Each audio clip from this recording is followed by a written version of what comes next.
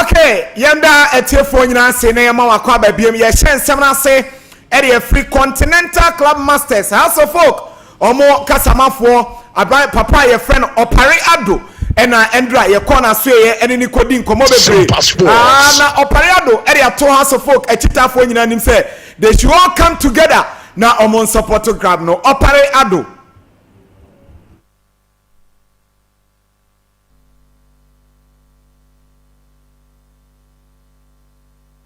Well, you know, I wish you must say, okay, a match I am born now because I dream me. I name Golden Kids for an old Lagos Sports Stadium.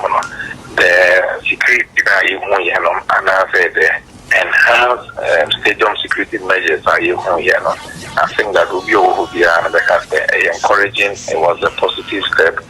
Rather than thinking negative, we rather have to be very much positive. Say, because of that, and now say it will even get much better. Eno hasofo kasamafo opare ado ena edesan semno enso etujana opare ado enso ede akasa ede afa Ghana ye Premier League no security no sensem o say eyade say eye nyina ene yese ye back together ni fight course na GFA enso ede egu akwanim no sisi ano MTN FA Cup no ye much improvement on security ye hese ebeto aso wabra Ghana Premier League no a started. Need our supporters Sompa well again because we started the season together and we are hoping that we end the season collectively on a positive note. So we have a victory, yes, and you'll be there. Okay, and you know, House of Folk, Kasamafo, Opare Ado, and Edison Semino, and so Etujana away from House of Folk, Kasamafo near Remo Kumasi, Asante Kroko. Also Kasamafo lawyer Safu Duku Esquire and you call lawyer on your business say lawyer Koroko you appointed as a communication director new Bosumi any and some trouble for unka bibi anche you and I lawyer say any and some trouble for make a bibi kakra de achirem see when you am some trouble for mamu nyina achi isan say ene akoye the first official engagement with you dino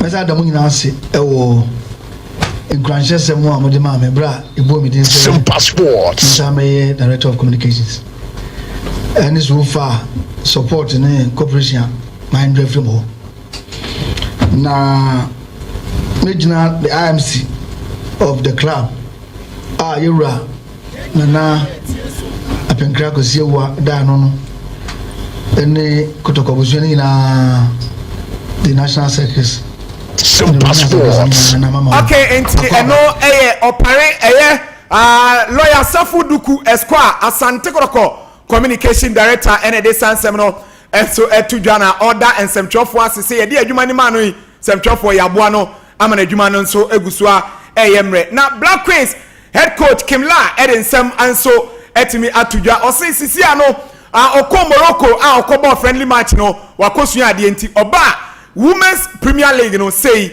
and obey 23 players to this camp. There is another like 23 player that potential can help us in the future. So my job now after the camp is to watch even more games when they are playing their club teams and to make sure that we in the end of the day in the summer are gonna have the best squad as possible. That we have. Okay, you know, coach Kimla or no any head coach Edema Black Queens and other 72 just says here Women's Premier League no or the ni ebedi eche obekọ venues ahodo na afenso wa community e mabawa no na wetimi ask out the best for a Black Queens no monso etimi abeboa Black Queens na owie no e na osan edit to just say project na Black Queens omoye no omugu super Play as a team. I think we did a good job in the game against Morocco, even if the result wasn't what we were hoping for. But they have like following all the instructions and they worked hard. And like I said, we're leaving as a better group and a better team. Of course, you always want to see all of the players. We used 17 players in the games against Morocco, Sompa Sports. and I'm looking forward to see all of them. I mean. Okay, nti eno coach Kimla ono ene head coach Edema Black Queens eno ode sansem no enso etudwa no na ye wie no ene ye de ababa ye friend Jennifer Kujo enso edi nkomo ene o se bibia edida na akwem. Been a great eye-opening to be part of the team again and also embracing every challenges and every changes that has happened. It's been a process for us to now take on from what we've built before, and I think it's been really good for now. For what I've seen coming back in the team and then working with the coaches is definitely a good thing for us, and I'm excited to see what it can do for our team and individual as well. So it's been a really great step for us to go. Yeah. Yes, Jennifer Kujo ene de sansem no etudwa no chema coach no oba yen shedan che ntina no magugu na kwema omo we se bibia betimi akoyi na both technical team no any playing body nso eno makoso na fence omo timi aboa ama Black Queens omo nso tournament bia omberam no omo timi a performing the we no ene Doris Bodua enso edi nkomo Doris coach no oba yen che na wo ni project na ebeboa yaba owo no training or person na say how a person the game na esinko.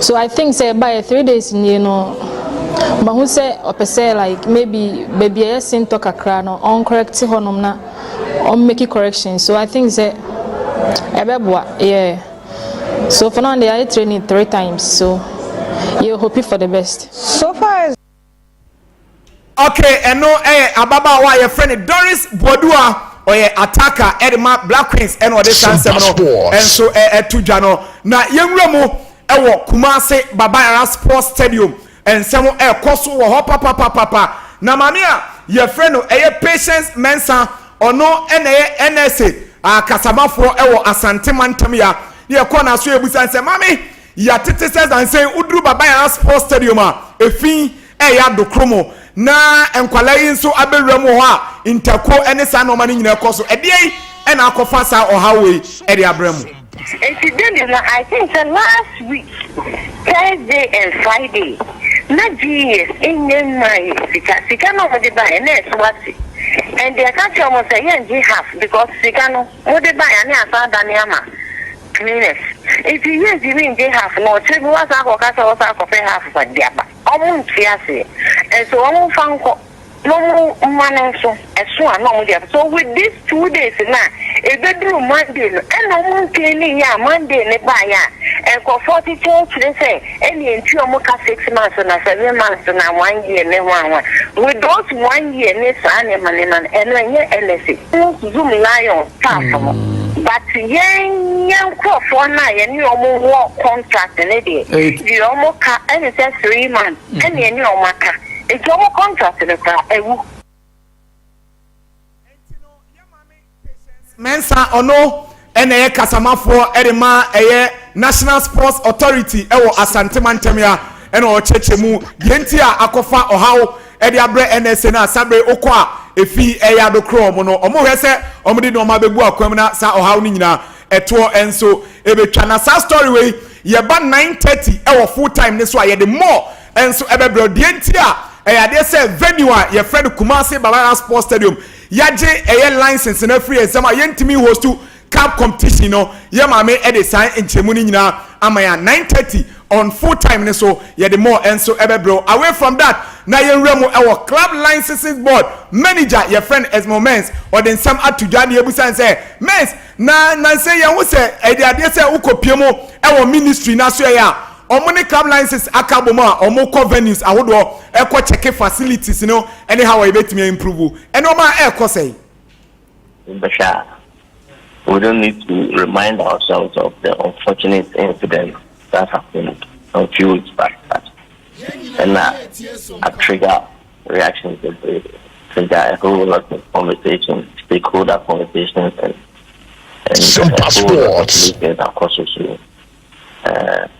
Abandon say yes, also social centers. In fact, before the start of the season, inspection as a club licensing committee and the board in Ireland.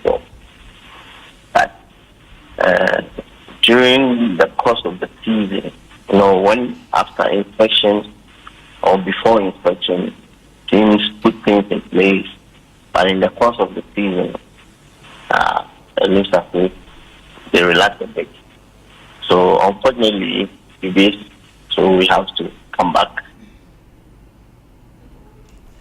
And Papa, your friend Edmund Mens, and at this time, and so to your club licenses and normal Omdi Guaquemo, I make sure say Ghana Premier League, return it back. Bibia and so ebetimi akoye edema Ghana football na enoma ekosi ewo enso atere no ebi enso ensi ewo ye football no enso emubiem na sabre no ye wie nsem no ewo Kumasi Asante Koroko o maso ya ene training be koso 3 p.m. ewo Adakoja achi Asante Koroko enso ebe senior team no ebe ye training we ene afoforo bebre 9:30 ewo full time ne so ye de more enso ebebro na sabre de ebreni ntino ye be ko Cinco di Mario ho na afenso amano ne nsem no Cinco enso ehwiegu ho e de amai Cinco akwaba sabre de ona ewiase nyina ehwe Liverpool ene ye hwese so omo betimi maintain omo top no na Arsenal so omo betimi akame back na no betimi akoya endra Barcelona 4-4 pass amam 4 ka ho nsem wei any afoforo bebre ona betimi amaye nchiremu no. Okay, brother, so you come on here and pray the following news my for live on Sompa TV, live on Sompa 93.1 FM, live on Sompa 93.1 FM on Facebook and no pay. You better say the following news about my infant to him sanra EPM madis across no. You the hon some de bawamte wonder certain film of Fulham. Ekosho makemi no amuti kanabako Brighton. Esha kanime no bone of team no almost ngati kanabako Crystal Palace team no. Esha kanabakuma kwa na Aston Villa. And so ngati kanabako Chelsea team no. Esha kanabakuma kwa nine. Ama Southampton team no. Almost ngati Mate Christopher Nkunku. And so about first goal let me go. About second goal Pedro Neto the third goal by. And sana Marco Kuyera. And so ngaya 4 goal de Chelsea team na. Ya de won sama de mama na pray. Mama infant to them say na games and so ngaba so na dwini na no. Ye benya Tottenham Hotspur. Omo na Manchester City ebo. And watch Manchester United team no. Omo so ngabo Ipswich Town no. Actually infant to just Nottingham Forest team no. And so ngabo Arsenal so ana Brentford team no. And so ngabo Everton na no. Abra 7:30 banana day. And sa games na todwa ebo 8:15 at year. And so ngane say big game na so Anfield. I want Liverpool team no. And so host Newcastle United. I want seminar no. Ya de and so am I for anano pay. My main fun to the South Spain. Copa del Rey semi-finals in the first leg no. And so team so Barcelona. And then Atletico Madrid game no. And so team Cosimo Pia. Eshon Yankwa Kanama Kuma Konai. Nasa Kema. And then so team cause with the atia. And so Nessa Pedri about first goal. Paul Kubasi. And so the second goal by. Inigo Martinez about third goal. And so Robert Lewandowski. And so the fourth goal by them pass Wabra. Julian Alvarez, Antoine Griezmann, Marcos Llorente, and Alexander Solo Tomonsono, about 4 goals in the Atletico Madrid. Ya de won some Adepa. Mamen found to the about 7:30 and Nigeria. Who copiamo Santiago Bernabeu and a Real Madrid team no. Almost some Nabatana Panamatunsa. Other friend Resos that I didn't seminano and some Nadi Tuda. Mamen found to the Coppa Italia. There's a quarter finals no. There's a no team because we Inter Milan team no. As a Kanama Kumia no. I'm Societa Sportiva Lazio team no. Almost some Nantimate. Marco Anatovic about first goal. And Sana Hakan Chahanoglu. And some Nadi second goal about my Inter Milan. Ya don't say about 8 p.m. at the year. And I said Juventus team no. About Empoli and Adrinina no. Game set to the Wins and Seminano. Ya didn't and so my team for another pay. I would make this no. And some Nadia Banamamin phone too. And it's a big gamer. And also Netimi cause for Bra Bansa. And I let it come out in the field. So our there's a Copa del Rey. There's semi-finals in the mono. After the game, Openya fans as a flicker. On also manager. Adama Bansa team after the game. Makasa after the game no. And they for Yentian Sama Bansa manager. Hans Flick attitude. Satisfied with the match how we played. We came back.